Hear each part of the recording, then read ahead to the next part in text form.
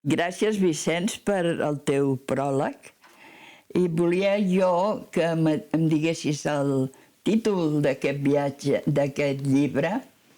Això del viatge cap a un, li veus com un sentit que les persones tenen un destí i depèn molt de quin camí agafen, quina adreça agafen. Poden anar a la llibertat, poden anar a la mort, als valors, a la vida. Ja, diguem-ne, els camins de l'exili, bon dia, hola, gràcies per la confiança de demanar aquest pròleg. Els camins de l'exili són camins molt marcats des d'on. És a dir, l'exili és fonamentalment una fugida. I saps perfectament d'on vols marxar. I el que és l'espai central de l'exili és dir, escolti, jo aquí no em puc quedar. Perquè si em quedo aquí, la meva vida perilla, perquè les meves idees perillen, el meu patrimoni perilla, per tant, he de marxar. Cap a on? Cap al no aquí. I com és aquest no aquí? Infinit, és un ventall inacabable. Els camins de l'exili, que per exemple, un dels molts exilis que ha passat per Portbou, que són els camins de l'exili republicà, hi ha qui acaben a París, n'hi ha qui acaben a Mauthausen, n'hi ha que acaben a Mèxic, n'hi ha que acaben a Argentina, hi ha qui acaben fent grans fortunes a Xile, però tots tenen una cosa en comú, saben d'on marxen. Llavors, aquesta idea, la idea del túnel, la idea de la llum darrere al final del túnel, només saben una cosa segura. Allà on van és millor d'allà d'on venen.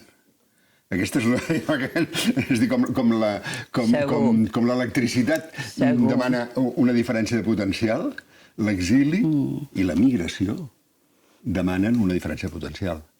Anem a un lloc millor o menys dolent que el lloc d'on venim. Sí, sí.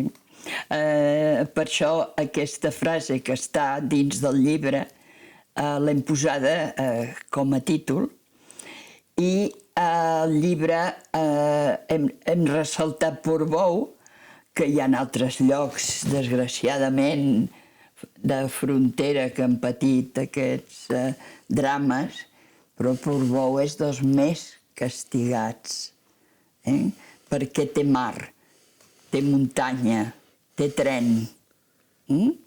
Aleshores, aquí es va concentrar de sobte una població que va empalmar una direcció dels republicans i després, al cap de 2 dies, el drama de la guerra europea. I el paisatge s'ha quedat idèntic. I veus alguna cosa en aquest paisatge que el puguis veure, que quasi puguis tornar a reproduir aquest drama? Sí, però permetem que discrepi o que m'ho miri d'una altra manera. Tu dius, és un lloc que ha patit i és un lloc que concentra la desgràcia. Però l'exili, que és una desgràcia en les seves causes, és una esperança en els seus efectes. Ostres, això de les fronteres, quin horror. Sí, però si no hi hagués una frontera, el meu avi, i no l'hagués pogut passar, l'hauria empalmat, No hagués salvat. Per tant, la frontera atura, però també pot aturar el mal. Sí. Pot aturar el mal o minimitzar-lo. A l'altra banda hi ha un llumet, hi ha una esperança. Per tant, Portbou és un lloc de patiment, però és un lloc d'esperança. Exacte. És un lloc d'esperança. Per la gent que arriba a Portbou, fugint, Portbou és l'esperança que a partir d'aquí comença un lloc que ja és el lloc d'una certa seguretat. I el gran drama de Portbou, o el gran drama històric, que és Benjamin, és la frontera no va aturar el mal. Perquè en aquell moment, després les coses, diguem-ne, es van matitzant perquè els interessos es van matitzant. Però en aquell moment, entre el que hi havia una banda i el que hi havia a l'altra banda de la frontera, no hi havia prou diferència. I a més, jo crec que el cas Benjamin, i ho parles al llibre i ho parlem marca que Portbou és un embut en l'espai, Sí, un embut, sí. Però també un embut en el temps. En un temps el túnel va cap aquí, en un altre temps el túnel va cap allà. El que diu Hannah Arendt sobre Benjamin. Si Benjamin hagués intentat passar 3 dies abans o 3 dies després, hauria passat. La fatalitat, sí, el destí. I l'encongiment de la finestra. No és una finestra, la frontera no és una finestra ni sempre tancada, ni sempre oberta, ni del tot tancada, ni del tot oberta. Per tant, com totes les finestres, té la doble lectura. Un lloc contra el que xoques, però un lloc que se t'obre. Que pots obrir, sortir per allà i salvar la vida. Llavors, aquest lloc, que diguéssim és geogràfic, que és un topònim, agafa un sentit de paraula, de concepte. Portbou pot ser un concepte de destí, per exemple, del destí, de la fatalitat, de la felicitat aconseguida, de l'alliberació. Passar per Portbou, no? És trobar o la fatalitat o també la... Sí, però allò... El port té, com a topònim, té dos significats, el de mar i el terra. El de mar, en la literatura, sol aparèixer com el refugi. I veu lo port on se pot resguardar i no hi atén per sa malvada sort. Ostres, tu veig al port i no hi puc arribar, perquè el port és el lloc segur. Y por eso, eludiendo el mal presagio que ni siquiera en ti habré seguro, en el día del puerto seguro, voy entre pena y pena sonriendo. És a dir, el port és el lloc on aspires a trobar el refugi. Però el port de muntanya és el lloc on trenquen aigües. És el lloc on d'aquí cap aquí van cap a la Mediterrània, d'aquí cap aquí, en aquest nostre cas van també cap a la Mediterrània per una altra banda, però per exemple a la Vall d'Aran trenquen aigües al port de la bona aigua, que van o cap al Mediterrani o cap a l'Atlàntic. I per tant és el lloc, perquè cap on van els rius és molt important. Per un país és molt important cap on van els seus rius. I per tant el port com a lloc on caminen els rius separa o uneix dos mons. Per tant, Portbou, que ha tingut desgràcies històriques pel fet de ser frontera, també va associada a coses positives pel fet de ser frontera. Pel fet de ser frontera. Esperances, a llocs de trobada de mons, a llocs de separació de mons quan un dels mons representa un risc. Però és un topònim ben connotat. Jo li veig també com un museu natural, perquè venen molts, no hi ha fugitius de l'època, familiars, fills, descendents, a recórrer aquest espai d'aquí.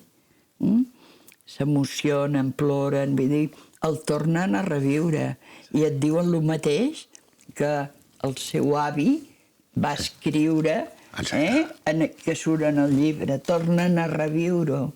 És que estan a la penalitat. Arribaven aquí a Portbou, els diu, ja hi som a la frontera.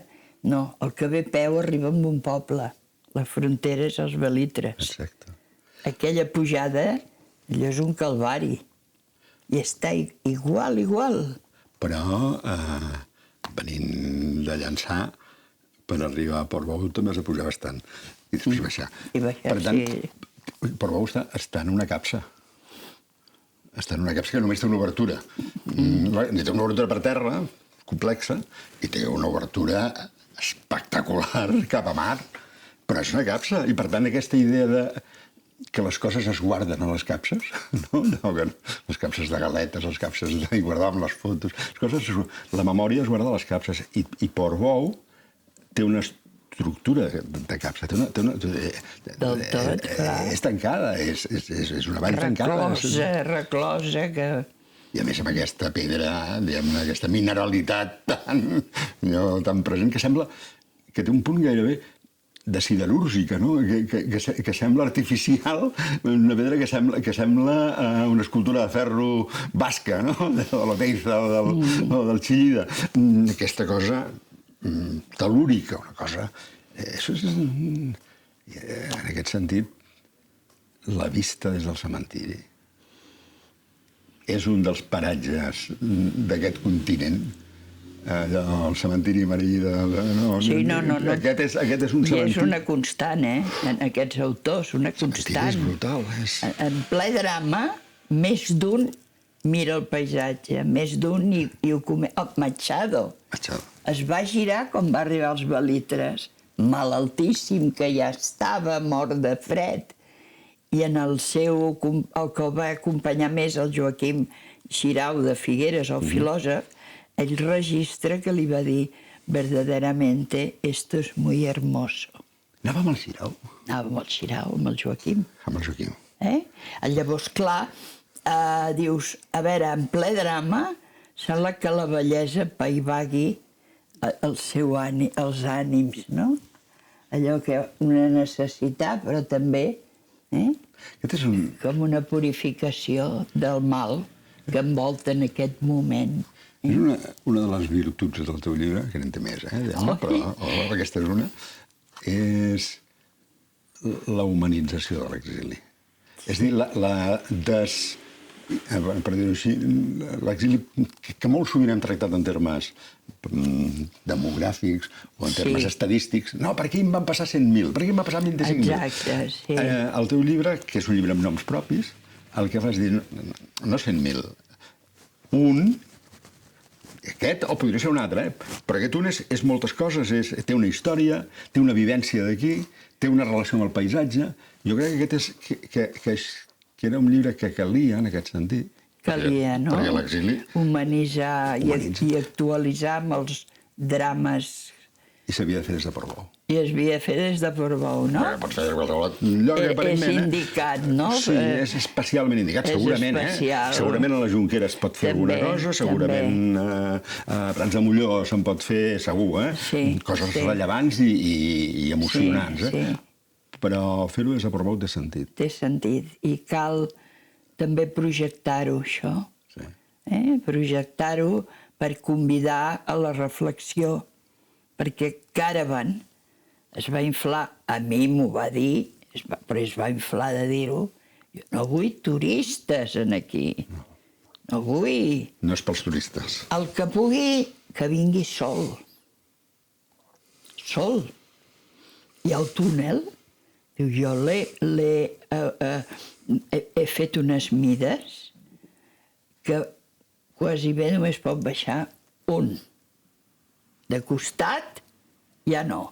Perquè ets tu sol, que has d'enfrontar-te a l'abisme teu, de la teva mort. I això és per reflexionar. I ell deia...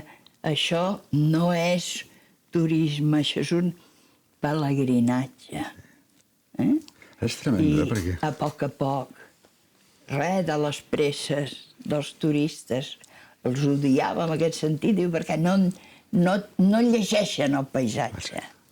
I ell va ser un dels primers lectors, potser el millor, del paisatge de Portbou. Al veure el paisatge va dir, ja està, ja tinc la idea, ja m'he inspirat. Per això no es pot ni tocar, que evident, ni modificar, i no es pot moure d'aquí. Ara tu agafes una peça i la treus, és com si amb un llibre tatxes un epígraf, un paràgraf. Clar, no podràs llegir allò, ho perdràs. Si tu treus alguna cosa d'aquest memorial, perdràs un missatge. Tot té el seu, tot té el seu. És que el monument és tot. No és només la intervenció. La intervenció allà. I, per tant, quan tu estàs veient el monument, estàs veient el conjunt i forma part del moviment. No és el seu paisatge, no és el seu complement, n'és part. No? I això té molt sentit, perquè el nom, el topònim Portbou, ha quedat lligat a Benjamin. No? Allò, tu vas al món i diu Portbou, és el lloc on va morir Benjamin, no? Ha quedat lligat. Clar, en la vida de Benjamin i en la vida de Portbou, aquesta trobada és un microsegon. És una cosa... La intersecció és petitíssima, però han quedat lligats per sempre. Sempre. I llavors dius, això que deies, que els atzars potser no són atzars, en la significació de Benjamin i la significació de Portbou, la trobada té molt sentit. És a dir, encarna molt allò del que volem parlar, no? És atzar, podria haver passat per un altre lloc, el paisatge podria ser d'una altra mena, però aquesta suma, que és això, que és un microsegon i forçat per les circumstàncies, però acaba generant, com el monument, un tot. No? I això, la intel·ligència, a part de la bellesa en ve alta, claríssima del monument. La intel·ligència del monument és això, és no posar un monument en un lloc, sinó fer del lloc un monument. Ostres, és brutal. Sí, ho has agafat perfecte, tant de bo, perquè si no es pot reflexionar tot el que volia Caravan. I llavors, això no. I per tant, vull dir, aquest espai, sí, entre la bellesa, la pau que dona, però també un dia d'hivern que fa una tempesta faresta que fa esgarrifar, però també, és clar, et simbolitza, no?, la vida d'aquests moments així, que cau una tempesta a sobre, no?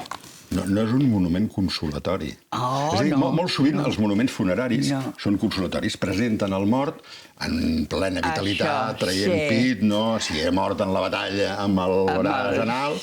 Aquest és un monument que fa baixada. Fa baixada. És un monument que fa baixada. Va a l'abisme. I acaba a mar. El mar, que és el morir. Sí, acaba a mar. Acaba a mar, per tant, no és consolatori, però és vell en ve alta. És vell. T'impacta pel que diu i t'impacta per com ho diu. Per la manera en què està fet. És extraordinari. És un capital per Portbou impagable. Perquè és una interpretació que no es podria fer enlloc més. No es pot fer enlloc més. Per tant... Té, sí, un missatge espiritual dels valors que manquen, que van provocar aquells drames de guerres d'aquest segle tan cruent. I m'agrada en el títol una altra cosa, i perdó, no té res a veure. M'evoca una coneguda anècdota que es té sobre l'exili, que diu que em sembla que són de jueus a Centre Europa. Això d'aquí no m'agrada com està anant. M'aniré a Austràlia. I l'altre diu, Austràlia? Diu, però Austràlia està molt lluny. I l'altre contesta, lluny d'on? D'on? Lluny d'on? És a dir, les coses no són lluny, són lluny d'on? Lluny d'on. Allò, cap a on? Des d'on? Lluny d'on? Bueno, aquesta relativització, no? Lluny, això està lluny. Bueno, lluny d'aquí, però no està lluny d'Austràlia, Austràlia.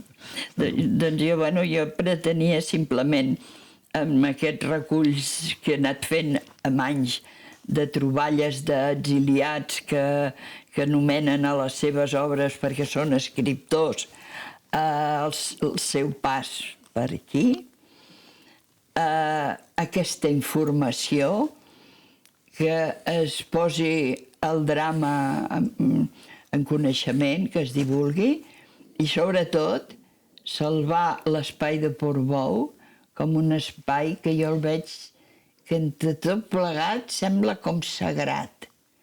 Allò que dius, és com entres en una església, no? I creguis o no, però te quedes una mica així, no? No, això aquí anem en compte. Això és sagrat, això és cosa fina. Això és per reflexionar i també per anar transformant, que és el que deia Benjamin, la transformació. Jo no vull lo nou, en tot cas vull transformar lo vell.